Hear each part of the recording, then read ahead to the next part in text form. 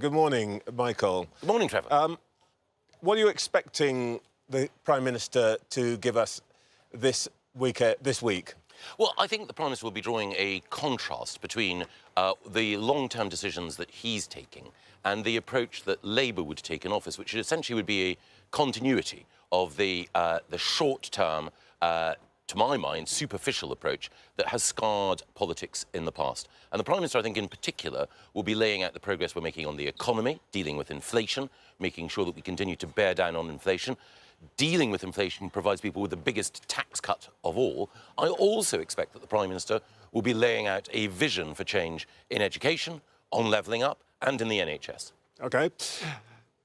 Every Conservative minister I've interviewed on this programme claims to be a low-tax Tory. You've already set that out this morning. But during the past decade, according to the Institute for Fiscal Studies, tax increases have cost Britain £3,500 per household. The tax burden's going to rise to over 37% by 2027. Your claim to be a low-tax Tory is just fantasy, isn't it? No.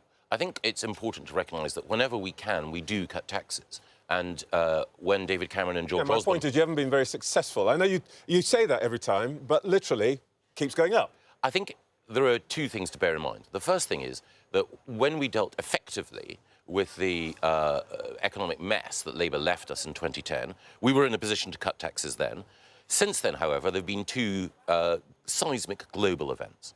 The worst pandemic for a century, and war on the continent of Europe for the first time, certainly on this scale, since 1945. And that's had an impact, and not just on our economy, but on every economy. And in those circumstances, particularly after the pandemic, then we've had to necessarily ensure that the tax take is in a position to be able to cover the costs of furlough and the costs of recovery. Yeah, let me just reel back on that. The IFS, like I quoted a moment ago, says that the shift that you've created is decisive and permanent. And let's remember, since you had before we had COVID, there were all sorts of other things going on. The IFS says this shift is not wholly to do with COVID.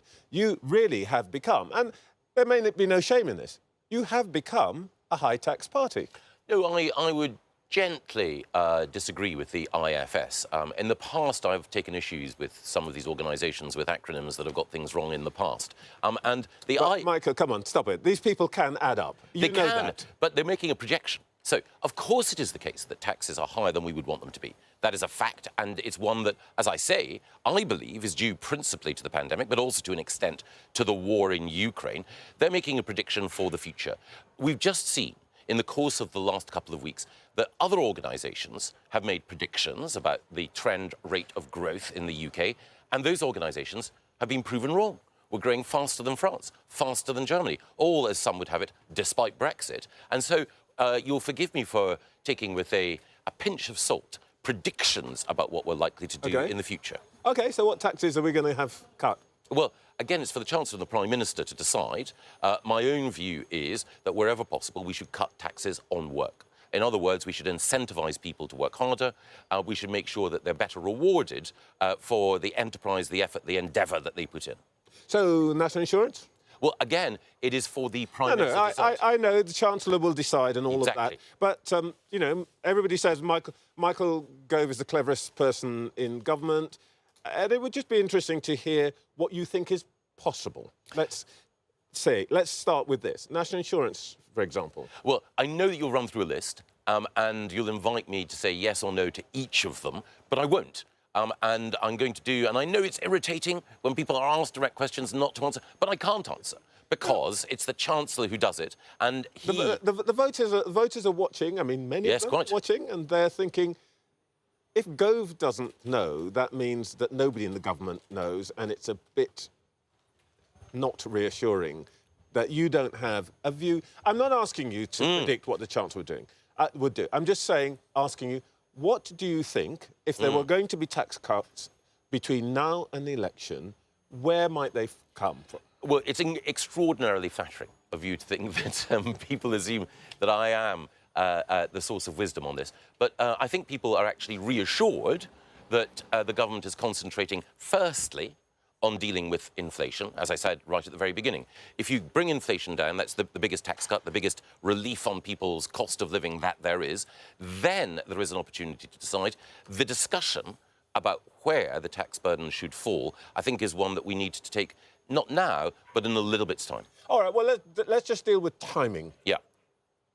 Should there be a reduction in the tax burden on individuals before the next election? Are we talking the next year? Are we talking 3 years? Are we talking 5 years? Yes, no, I would like to see the tax burden reduced before the next election.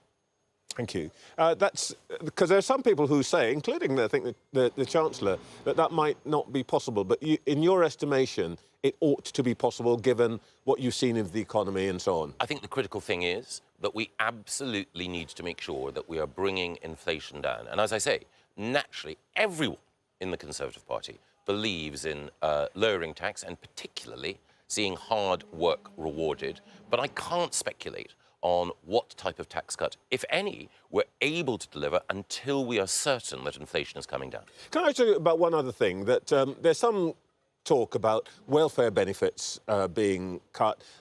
The Chancellor spoke in an interview in the last couple of days about welfare spending being cut through efficiencies. And I'm wondering if what you think about one of the things that's being talked about. Would that include, for example, means testing the winter fuel allowance for the elderly?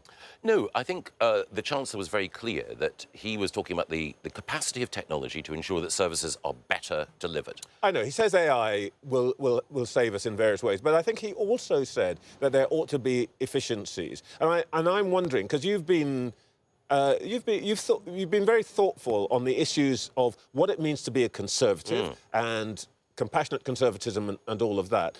And I'm curious where you stand on this, because there are some people, for example, when I say some people, I'm talking about me, who would say that the subsidy of £500 to rich pensioners like me, who can afford to heat our homes and can watch Sky Sport without that subsidy, is really unfair and it shouldn't be protected. Now, when the Prime Minister talked about being courageous, isn't that the sort of decision that you ought to be taking, a courageous decision for the long term?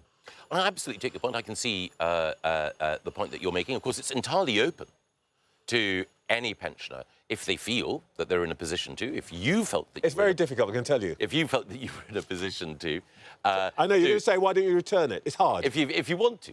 But the critical thing is, I think when we're looking at welfare overall, the question that I would ask, because it's a philosophical point, is how do we make sure that our welfare system encourages people into work? And I think one of the things that both the Chancellor and Mel Stride, our wonderful Work and Pension Secretary, want to do is to look at the help that we give people in Job Centre Plus and elsewhere in order to get them back into work. One of our biggest problems in this country is that there are hundreds of thousands of people who are economically inactive. Now, in many cases, they need help and support. They've been living with mental health problems or physical health problems, which require attention. What we want to do is to have a sensitive welfare system that provides support for people through difficult times, but helps them back into work. All right. Let's talk about the issue de nos jours, as it were, rail, high-speed rail and all of that. Yes. Boris Johnson, your old friend. Yes. The man you wanted to be Prime Minister until you decided you could do it better, said on Friday that in the universities of Beijing, they teach a course in political science in which they dwell, as you might expect, on the disadvantages of democracy. And their theme is HS2, where the contrast with Chinese high-speed rail is already embarrassing, if not, frankly, humiliating. Do you feel humiliated that you can't seem to make a decision about this? No, I don't. I mean, I love Boris, but I think that taking our lessons from the University of Beijing and the Marxist-Leninist thought that is deployed there as the doctrine, which they are trying to indoctrinate people into. They do get the trains to run, though, don't they? Well, actually, if you look at the way in which the Chinese government and the Chinese state allocate capital and run infrastructure projects, they are liable to massive cost overruns and inefficiencies, and that's partly because their political system has bribery built into it and inefficiency built into it. But on your central point If I about go to HS2, Shanghai, I can get on a train. I cannot get on a train from Birmingham to Manchester at high speed. Well, actually, the journey is pretty effective and efficient, but your fundamental point, HS2, I think it is an important project. We have spades in the ground at the moment. If you were to look at the work that's going on now in order to make sure that links between London and Birmingham are built effectively, that work is proceeding at pace. However, we do need to look at value for money, and the costs of this project have been significantly greater than originally estimated. And as Conservatives, we need to make sure that we're getting value for money from every pound that the taxpayer gives us. Are you saying that you think that it's possible that Birmingham to Manchester, which is the bit where there aren't spades in the ground, as you put it, may have to give way to other priorities? Well, again, the Prime Minister, the Chancellor and the Transport Secretary are looking at this issue now. I am a supporter of strong and good transport links for the north, but it's important to recognise that transport links in the north of England also have to be improved between cities and within cities. Here in Manchester, we've given money and indeed new powers to Andy Burnham to make sure that he has an integrated transport network in Manchester. He's taken that money and those powers. That's brought real benefits. Andy Burnham was on last week telling us all about that. How are you going to feel, Levelling Up Secretary, yes, when they say, this is not going to Manchester, we have already said we're not going to do the Liverpool to Leeds line. How are you going to feel when you have to come to the north again and say, we're going to do the levelling up, but actually you won't have the rail? How are you going to sell that to Andy Burnham, to the Mayor of Liverpool, to the Mayor of West Yorkshire and all of those people?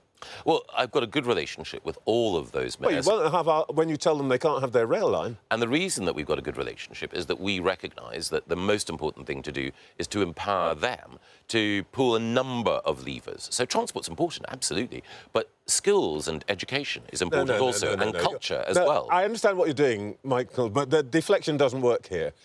What are you going to say to these people when you go and when you turn up in the north and say, I'm the Levelling Up Secretary, I'm doing the levelling up thing, and they say the one thing we wanted that would promote levelling up, prosperity in the north, is the one thing you're not doing? No, I don't think they would say that. And of course, if I were a mayor for any northern city, I would want the maximum amount of investment. I would fight for it, and they do so very effectively. But they all recognise that levelling up is about more than one project. The levelling up white paper made clear that what we need to do in order to level up is to invest in cities, but also in towns, as we are doing and as we've announced today, and also to make sure that, for example, everything from strengthening our universities through additional spending on research and development, through the enterprise zones that we've created, all of these come together in a rich mixture which enables levelling up.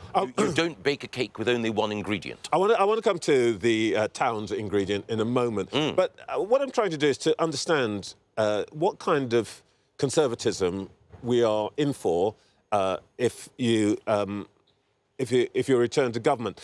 Last week, the Home Secretary said that she thought that multiculturalism had failed in Europe, including here in Britain. Now, before you throw it back at me, I once did say that I thought we should avoid using this word because everybody who uses it means something different by it. Yes, I think that's fair. Tell me what you think Suella Braverman meant, and do you agree with her?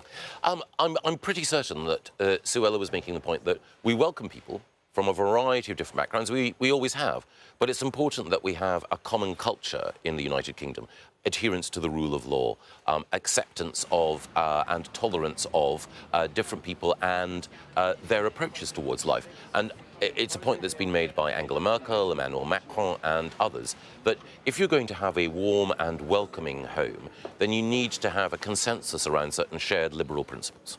Yeah, let's take that in two parts. The warm and welcoming home on the barges doesn't seem that lovely. The warm and welcoming home that ships people off to Rwanda isn't exactly traditionally what you would associate with the British coming for a cup of tea, is it? Well, Suella Braverman is not offering a warm and welcoming welcome to immigrants, is she? Yes, she is, because... The language that she used last week was not warm and welcoming. You need to draw a distinction. I think we all recognise this, between people who are coming here, who are fleeing persecution, and to whom we offer that warm welcome.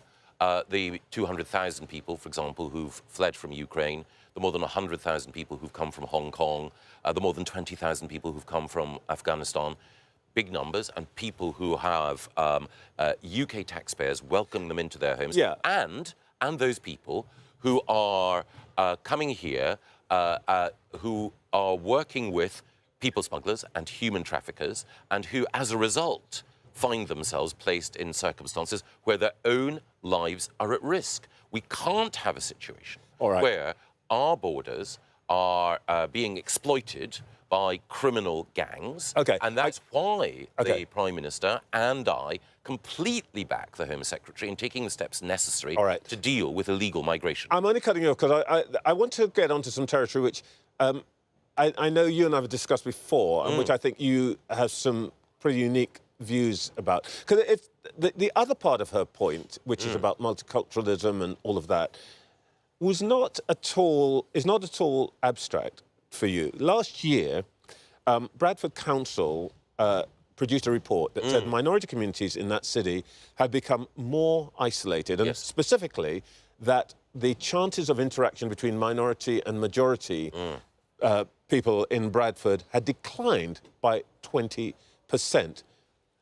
So when she talks about the failure of multiculturalism, is that what she means? Well, I think there are specific problems and challenges in specific cities. So Leicester, as we know, a little while back, had some community tensions. I've commissioned some work into what the situation was in Leicester to see what's specific to Leicester and what are the broader lessons that we can learn. Because I think there are some questions about the schools that children go to, the homes that people are living in, you know, the way in which they're allocated by local authorities and so on, that do need to be addressed in order to make sure that we can have the greatest level of harmony. But there are some cities... But this is your failure, isn't it? Well, I think it's a collective You guys have been there for 13 years and things have gone backwards. It's your failure. No, I don't think that at all, because I think that overall you can see that attitudes towards migration in this country have become warmer over time. If you compare our attitudes towards people coming from other countries now and, say, 7 or 8 years ago, we are, in Europe, the country, I think, which shows the most welcoming attitudes towards people coming here. And we're also the most successful. You need only look at our cabinet, our government and our parliament, as well as leadership of our, you know, our countries and civil society to see that. Well, your Home Secretary has a slightly different view, but let's get to the thing that you want to talk about today. And I just want to ask you one question about this. You've created this fund for towns to spruce up the high streets and all of that. Exactly. But by my reckoning, it's an endowment fund. Yes. The 50 towns that you've named will get something like, essentially, £1 million a year out of this fund. That's going to refurbish a few shops. It's not very much, is it? It's £20 million, and it's over 10 years, and it's for 10 years over for 50 towns. 55 towns, but the key thing is that that money is there in partnership with those towns, and that money is joined by other initiatives. So, for example, we spent time already in Wednesbury, in the West Midlands, a place that we both know well, West Brom, that £20 million was allocated earlier this week to them. They're using it to revive the high street, to deal effectively with antisocial behaviour. And again, in each of those communities, that additional funding will help to deal with some of the challenges that those communities themselves have identified. I'll let you give the example, but let's be realistic. That this £1 billion that you're trumpeting is less than the lottery gives out in a single year. And more importantly, the council leaders that you're going to meet, I guess, next week, will be telling you this. They will say that grant money to English councils fell in real terms by 21% between 2010 and 2022. This is basically putting a lipstick on a pig, isn't it? No, certainly not. The sums that we're allocating today are on top of a larger than ever allocation of money to local government, which we secured in the spending review, and it's also on top of other projects that we're undertaking to level up. I mentioned earlier the strength of our Metro mayors. Our Metro mayor in Teesside, Ben Hatchen, has brought 4,000 high-paying jobs to Redcar. Redcar is one of the towns that's also benefiting today. Redcar's MP, Jacob Young, has managed to secure funding not only for his town centre, but also for research and development, skills and industry. All right, that's good for the ad. But one last question, which comes from the viewers, which is this. You're known for lots of things, but the aphorism for which you're probably best known is the people of this country have had enough of experts. And I know you were talking about economists, but since that point, to take an example, COVID. Yes. Vaccine. Yes. Expert Kate Bingham. Would you like to, in any way, amend your assessment of the need for experts? Well, I did at the time. It was our colleague Faisal Islam, here on Sky, who asked me that question. I know. And I said that we had enough of experts from organisations with acronyms that had got things wrong in the past. People, you know, like the IFS and others. And the point I was making is that economic forecasting was invented... No, there was a specific... Economic forecasting was invented to make astrology look respectable. And my point is, specifically economic forecasting, I always think that you should be sceptical about that. But expertise in medicine, in history, expertise in physics, in chemistry, I absolutely revere. So we've clarified here. Experts are good, unless they're economists, because they're idiots. Economic forecasting. Economists can help in certain circumstances, but economic forecasting, I think, as I say, I'd rather trust Russell Grant than some economic forecasters. Right, the London School of Economics, this is the man to talk to. Michael Gove, thank you very much indeed. Thank you.